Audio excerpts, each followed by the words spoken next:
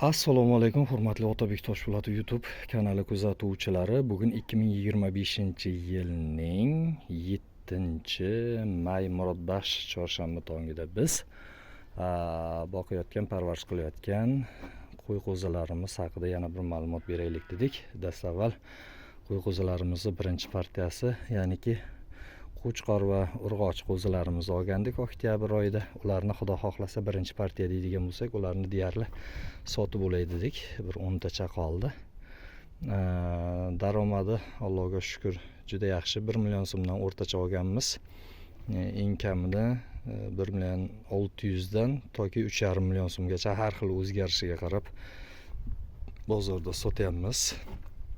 Hozir esa qari soliqlarni olib kelganmiz.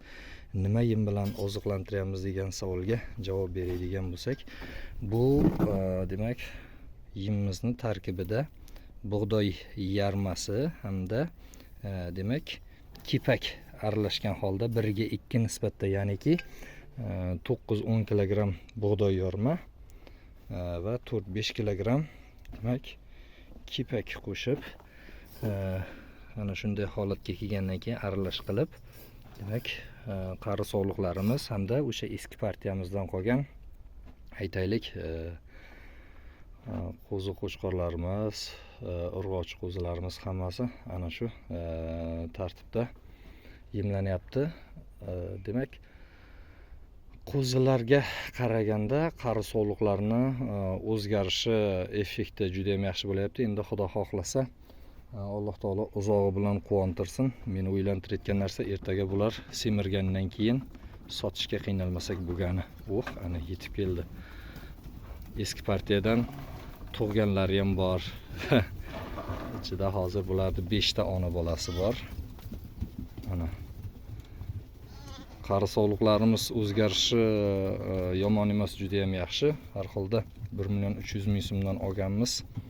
20 kilo go'sht qilib bersa ham deb 20 kilodan oshiqroq go'sht qilayotganga o'xshayapti. Chunki demak bo'ylari 70 pluslari ham bor, 70 minuslari ham bor. O'rtacha 70 balandlikdagi qari soliqlarimiz. Xudo xohlasa bir marta cho'miltirdik ularni.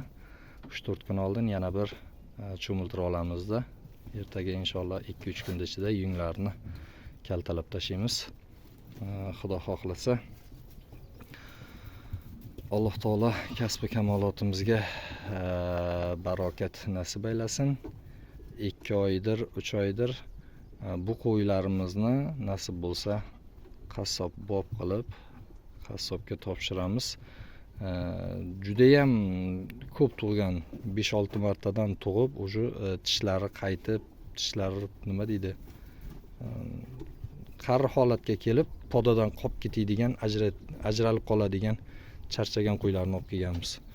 Ko'rib turganingizdek, mana bir 2-3 tasini vaqtimiz bo'lganda yungini olganmiz. Juda ham abgor holatda.